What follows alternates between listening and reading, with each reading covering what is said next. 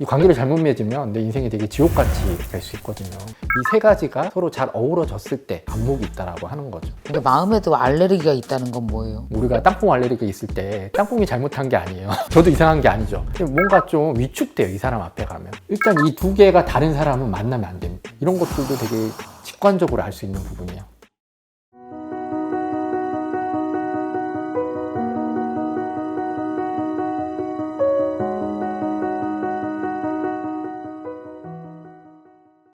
여러분과 관계에 대해서 얘기를 한번 해봤으면 좋겠습니다. 왜냐, 정말 요즘 같은 때는 더 힘든 것 같아요. 우리가 코로나도 하나의 관계였다 치면 어려운 애랑 2년 싸우고 나니까 뭐 또 그렇다고, 그러니까 또 요새는 또 저성장 고금리와 싸우고 집안 사람들과도 싸우고 보통 어려운 게 아닌데, 오늘 선생님이 또 좋은 책 쓰셨습니다. 안녕하세요. 네, 안녕하세요. 네, 관계의 안목. 나 안목이라는 말 되게 좋아하거든요. 안목이 뭐예요? 저희가 되게 흔하게 쓰는 말이긴 하잖아요. 네. 너는 뭐 안목이 있다 없다 하다 보니 옷을 고를 때도 너는 옷에 대한 안목이 있다 없다. 그 안목을 얻기 위해서 무엇을 하고 이 안목이 도대체 뭔지에 대해서는 애매한 게 있는 것 같아요. 뭐 예를 들면 우리가 그림 같은 걸 사더라도 그림을 보는 안목이 있는 사람이 그림을 보는 거랑 돈만 있어요. 안목은 없고. 그리고 발품만 팔 수 있어요. 근데 그런 사람들이 고르는 그림은 약간 서로 다를 거 아니에요. 그래서 저는 맺는 모든 관계 혹은 우리가 하고 있는 일 중에서 노력도 되게 중요하지만 그 노력에는 늘 전제가 있어야 된다는 거죠. 네네. 내가 안목을 가지고 있는가. 그래서 그 안목에 맞춰서 노력을 했을 때 결과물이 만들어지는 거지, 그런 안목 없이 노력만 했을 때는 전혀 다른 길로 갈 수 있다는 거죠. 그림을 보는 안목이 있다라고 할 때 그 그림에 대한 지식도 있어야 되고 감각도 있어야 되고, 그리고 가장 중요한 게 그 그림에 대한 통찰이 있어야 돼요. 그러니까 그 그림만 보는 게 아니라 그 그림과 연관되어 있는 다른 것들, 그 작가라든지 아니면 그 그림이 유통되는 시장이라든지 그런 것들을 종합적으로 볼 수 있는 시각이 통찰이거든요. 이 세 가지가 서로 잘 어우러졌을 때 그림에 대한 안목이 있다라고 하는 거죠. 근데 이게 사랑과의 문제, 그리고 마음에서도 똑같이 적용이 된다라는 거죠. 우리가 그 사람을 볼 때 만나면 그 사람에 대한 지식이 생기잖아요. 그리고 정서적인 교류도 일어나고, 그런데 대부분 거기서 멈춰요. 그런 것들을 토대로 과연 이 사람은 내가 만나기 전에 혹은 나를 떠나고 나서 원래 그 사람의 본성은 어떤 건지에 대한 긴 안목, 긴 시간을 두고 그 사람을 전체적으로 바라볼 수 있는 통찰, 어떻게 보면 직관적인 통찰이죠. 그게 우리의 관계를 결정짓는 가장 중요한 원인인 것 같아요. 네. 안목이라는 게 다른 말로 대체될 수 있는 말이 있어요? 그냥 우리가 쉽게 그냥 안다라고 내가 그냥 알아. 그냥 알아? 네, 딱 보면 알아. 딱 보면 알아? 네, 이런 말로. 근데 이 안목이 또 이렇게 되게 틀릴 때가 많아. 진짜 진정한 안목은 아니었던 거야. 자, 이 책은 제목이 관계의 안목이에요. 어떤 타겟? 어떤 목표를 갖고 이 책을 쓰셨을까요? 요즘에 사람들이 사람들을 너무 미워해요. 서로 싫어하고, 미워하는 사람들과 어떤 문제가 생겼을 때도 그걸 원만하게 합의를 이루기보다는 이제 아주 극단적인 상황까지 가죠. 관계에 대한 자기계발서들을 봐도 그런 걸 좀 이렇게 부추겨요. 그러니까 싫은 사람은 칼같이 잘라버리고 이렇게. 밀쳐내고 미워하라고 가르치는 거죠. 맞아요. 그래서 점점 사람들은 더 외로워지고 고립되고 서로 힘들어지는 것 같거든요. 네. 예전에는 그걸 좀 긴 시간을 두고 좋은 점도 찾아보고 뭐 나쁜 점도 내가 이해하려고 하고 그런 여유가 있었는데, 네. 요즘 좀 너무 사회가 각박해지다 보니까 그런 여유가 없잖아요. 네. 그래서 우리나라가 이렇게 고소공화국이라고 하잖아요. 그러니까 중간에 합의가 없는 거예요. 여차하면 그냥 법으로 가자. 극단적인 거죠. 그런 거에 대한 어떤 이야기를 할 수 없을까. 우리가 저 사람을 저렇게 싫어하지 않고 좀 끌어안는 방법, 끌어안으면서 같이 공생하는 방법이 없을까? 그러니까 저 사람이 나한테는 좀 잘못할 수 있어도 다른 사람한테는 또 잘할 수 있잖아요. 그쵸. 그러면 어떤 게 그 사람의 진짜 모습이냐는 거죠. 그걸 알아볼 수 있는 안목을 키우는 게 우리가 공생하는 가장 좋은 방법이 아닐까라는 네. 생각을 하게 됐어요. 이 책으로 보면은 1장에서는 공감, 나는 누군가를 진정으로 이해할 수 있을까? 2장에서는 용기, 나는 나를 제대로 드러냈느냐? 3문장에서는 소통, 상처 받지 않고 상처 주지 않는 관계의 언어. 4장은 운명, 관계는 자주 그 모습을 바꾼다. 뭐 이렇게 4개의 장으로 되어 있는데, 안목이라는 것은 처음 초기에 선택에 의해서 안목 있는 선택을 하면 그 다음 다 좋은 것이 아니라 이렇게 뭔가 나의 안목도 성장하나요? 그럼요. 좋은 질문 해주셨는데 네. 안목이 성장하기 위해서는 세 가지 시선이 필요합니다. 그래서 그 세 가지 시선을 네. 제가 만든 말인데 용공통이라고 이름 지었거든요. 용. 네. 용공통. 되게 귀엽죠. 이응이 세 개 귀엽다. 들어가가지고 용공통. 용서와 용서. 공감과 아하. 통찰이에요. 오케이. 그래서 우리가 용서를 통해서는 어떤 내 분노나 내 편견이 자리 잡지 않은 원래 그 사람을 그대로 볼 수 있는 맑은 눈, 정안이 생길 수 있습니다. 용서를 통해서는. 그리고 공감을 통해서는 그 사람을 나처럼 생각하는 거잖아요. 그러면서 그 사람의 마음을 내 마음처럼 헤아리는 네. 심안이 생길 수 있어요. 그렇죠. 이 통찰은 그 사람을 그 지엽적인 모습만 보는 게 아니라 좀 더 넓게 그 사람이 어떻게 자라왔고 어떤 환경에 있고 어떤 어려움이 있고 어떤 좋은 점이 있고 이런 것들을 종합해서 볼 수 있는 통찰, 이게 해안이거든요. 그 사례를 들어서 조금 설명해 주시겠어요? 사실 이 책을 쓰게 된 계기가 용서에 있어요. 용서가 우리 대표님 같은 경우에는 용서를 해보신 적이 있으시죠, 물론. 가장 최근에 가장 기억에 남는 누군가를 용서한 일이 있으신가요? 제가 선택하는 용서는 밟고 넘어가요.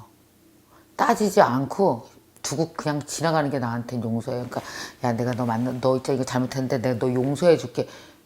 이거 되게 이런 상황 벌어지기 힘들거든요. 나이 들어서 자식한테도 엄마가 너 용서하는 거야. 그러면 내가 만약에 자식이면 나 피투하고 죽어요. 자존감 상해서. 어떻게 엄마가 내가 뭔 대단한 일 했다고 날 감히 용서하세요 나를? 신 정도 나를 용서할 수 있다고 생각하고요. 그런 의미에서 생각해보면 저한테 용서는 따지지 않고 묻지 않고 지나가는 거예요. 그냥 두고 지나가는 거 아니면 그냥 밟고 지나가는 거. 그러니까 어떤 내가 위해나 이런 걸 가하지 않고 그냥 있는 그대로 놔두고 나는 내 갈 길을 가는 것. 그렇지. 따지지 않는 거. 이게 용서라는 게 되게 어렵게들 생각하세요, 다들. 사실 그래 나 되게 큰 단어로 생각해요 네. 지금 용서를. 근데 이 용서라는 게 그렇게 큰 단어였을 때 사용하기가 되게 어렵잖아요. 너무 너무 대단한 어려워요. 거라고 생각했을 때. 평생에 한 번 쓰기도 어려워요 그 말을. 좀 더 쉽게 생각하면 이 용서의 서자가 같을 여자의 마음 심자거든요. 그러니까 상대방과 내가 같은 마음이 되는 게 용서예요. 그러니까 그 사람이 뭔가 잘못해서 되게 불안해할 때 그 불안함을 내 불안함처럼 같이 공감해 주는 것, 그게 바로 용서인 거죠. 공감과 용서가 거의 같은. 그럼요. 용서를 해야 공감이 되고 공감을 해야 용서가 되는 거. 그래서 사실 어떤 말, 내가 너를 용서할게 이런 단어는 안 써도 되는 거죠. 그런데 내가 용서 너무 크게 생각했구나. 예. 용서를 작게 보니까 문제가 커지기 전에 매듭매듭 잘 풀어갈 수 있을 것 같네. 그렇죠. 예. 그리고 용서하지 않으면 왠지 그 사람을 삐딱하게 보게 되고 내 감정에 취해서 그 사람을 보게 되니까 실제로 그 사람의 진면목을 볼 수가 없는 거예요. 그 편견의 안경을 벗는 게 용서의 마음이거든요. 사실 모든 관계에서는 일단 용서부터 하고 들어가야 돼요. 그러니까 그 사람이 뭘 잘해서 내가 용서를 해주는 게 아니라 그 사람이 어떤 잘못을 했을 때 물론 화가 나지만 어떤 이유가 있겠지라고 그 상황을 좀 차분하게 보는 것, 그것도 어떻게 보면 용서하는 마음에 들어가는 거죠. 특히 이제 이 가족 간에 그런 문제가 많이 맞아요, 생기거든요. 맞아요. 예, 자존심이 상하죠. 예, 뭔가 내가 잘못을 한 것 자체도 아까 얘기하셨듯이 네, 용서 네, 받는 것, 용서하는 것 자체가 매끄럽지 않은 게 가족이기도 하잖아요. 그래서 사람들과 얘기해 보면 가장 상처를 많이 주는 것도 가족이고 또 가장 해결이 어려운 부분도 가족이에요. 가족이죠. 그럼 이 가족 문제를 어떻게 해결해야 되느냐라고 물어보면 안 마주치면 된다라고 얘기를 하는 거죠. 맞아. 그 솔루션이 아니야. 근데 그 아픈 솔루션인 거 그렇죠. 아세요? 이게 물리적으로는 떨어질 수 있는데 그렇게 떨어진다고 해서 정서적인 거리까지 두는 건 아니거든요. 그러니까 이런 아픈 솔루션이 아니고 맨 마지막에 저절로 벌어지는 일이잖아요. 그럼요. 저절로 벌어질 일을 솔루션이라고 주는 게 너무 웃긴 거야.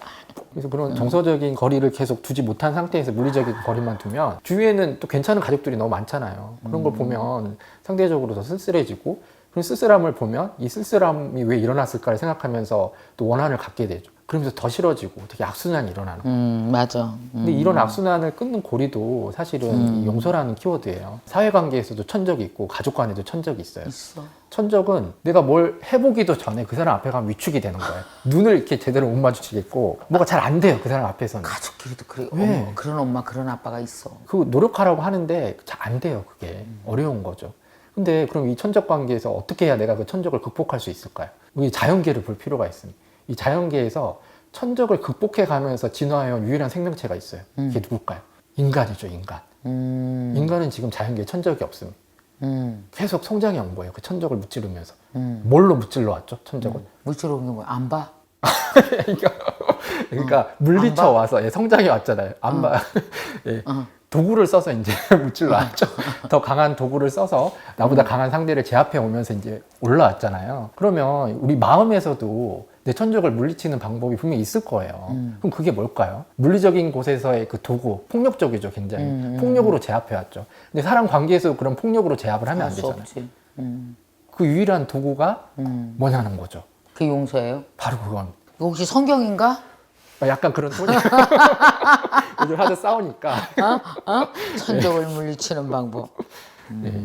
나와 그와 같은 처지가 되어지는 것. 그럼요. 그걸 네. 용서라고 본다면 그것은 그렇게 큰 단어가 내가 착각했던 것 같아요. 굉장히 큰 상황에서만 쓰려고 하다가 보니까 작은 상황에 쓸 단어가 없었던 거지. 그렇죠. 연애 같은 걸 봐도 연애를 못하는 사람들 보면 연애를 엄청 크게 생각하잖아요. 그 연애를 못하시는 분들이 그러듯이 이제 용서라는 것도 연애도 쉽게 생각해.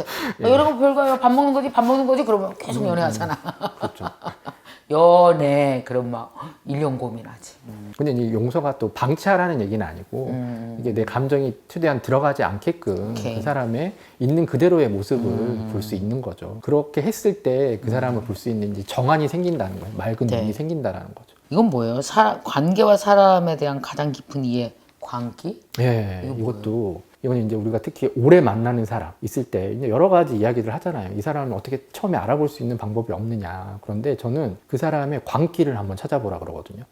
우리는 누구에게나 광기가 있어요. 그게 잘 드러나지 않았을 뿐이지 약간 이상한 부분들이 다 있거든요. 있어. 다 이상해요. 대표님도 분명히 광기가 있을 나 거고 이상해. 나 이상해. 저도 있을 거고 네. 대부분의 사람들은 그게 처음 만나면 그걸 감춰요. 그렇지. 자기도 이상한 거 아니까. 그래서 다 처음 만나면 좋아 보인다? 네. 그런데 이게 만나면 만날수록 이게 서서히 드러나거든요. 아, 그러니까 가족 관계는 광기 떼거리들이네. 아주 민낯을 볼 수 있는 완전 거죠. 민기, 광기에 다 떼거지지. 다 맨날. 일어나면 싫어! 이러고. 봐봐라! 막 이러고 막 광기 덩어리잖아.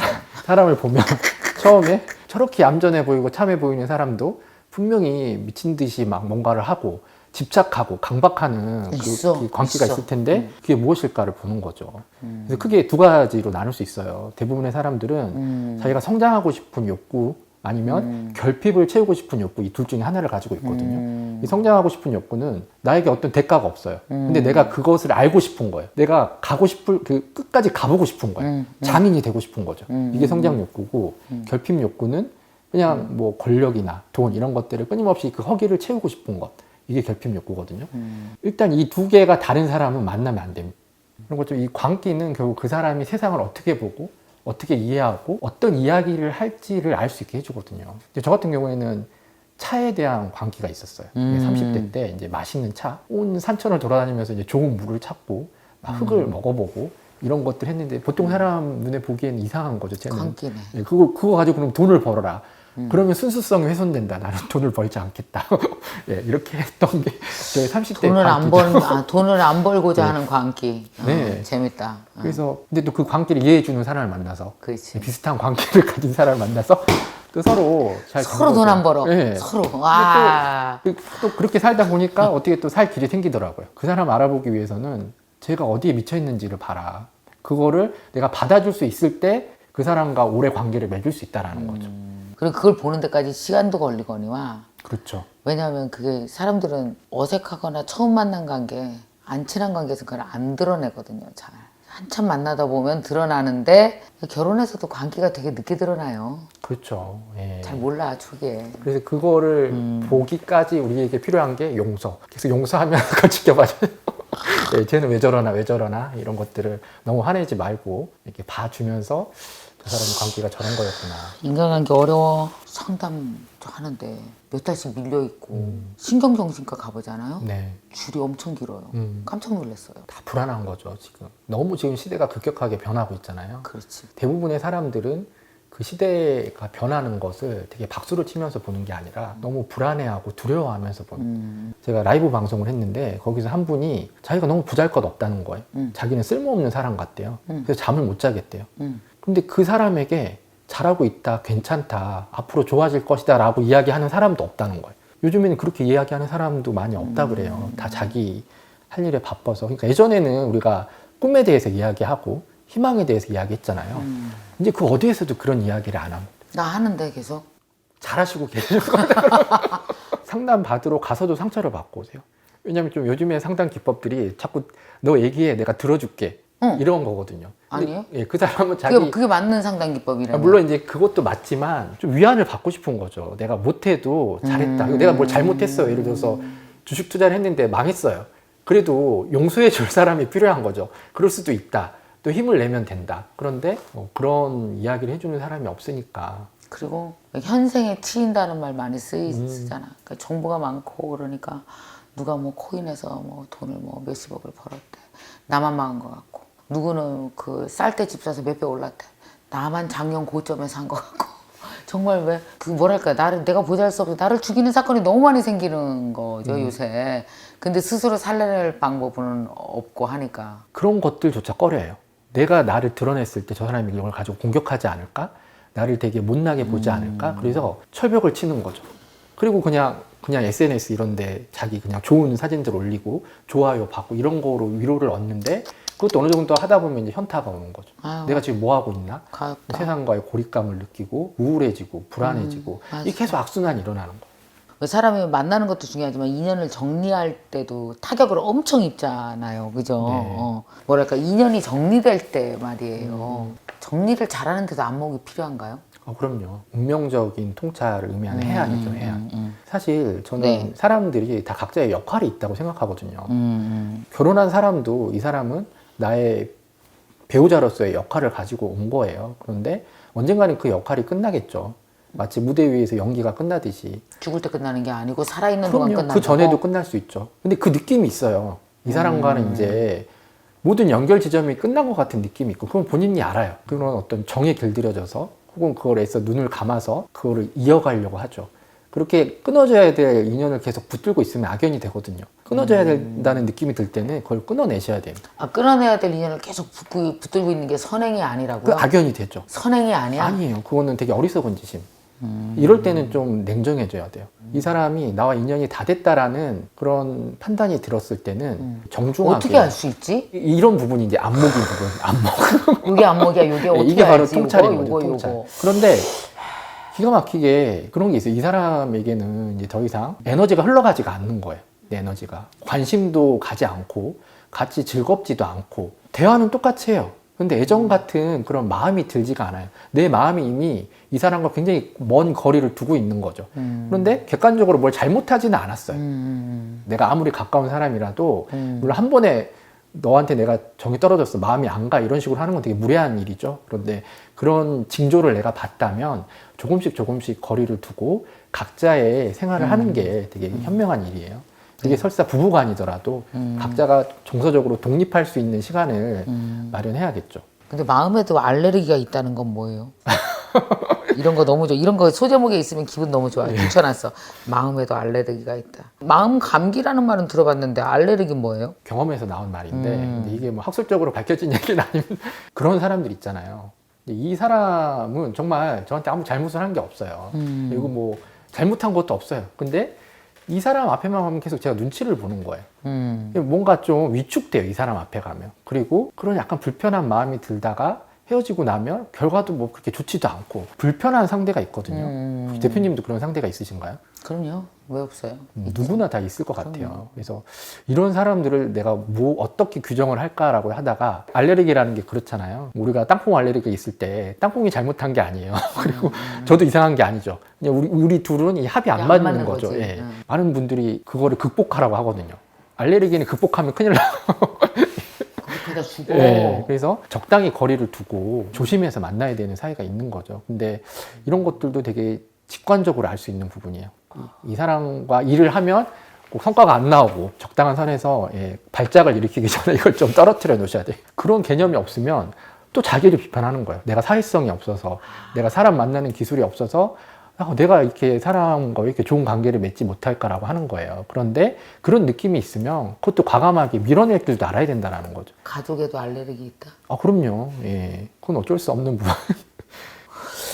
그러니까 왜 인간관계의 안목이라고 하는 게 선생님 얘기를 들어보니까 많은 부분들이 있네요. 이렇게 지형이 다 다르네요. 여기는 용기로 풀어야 될 때, 여기는 알레르기 때문에 안 되는 데는 피해야 되는 것, 여기는 좀 더 용서로 가야 되는 것.